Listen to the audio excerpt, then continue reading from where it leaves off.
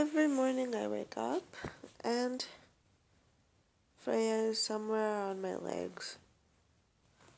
At least around my legs. And then when she wants to get up, she'll come and bite me. You're like, Mom, wake up. But right now she wants to sleep on my legs. See? In my legs here. And she's like, no, it's not time to get up. You should sleep somewhere. Hi, Freyja. You want to sleep now?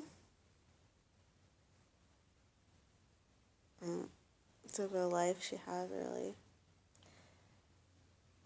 In my next life, I want to be a cat. And I don't want to be just any cat. I want to be cat like Freyja. Ciao, ciao.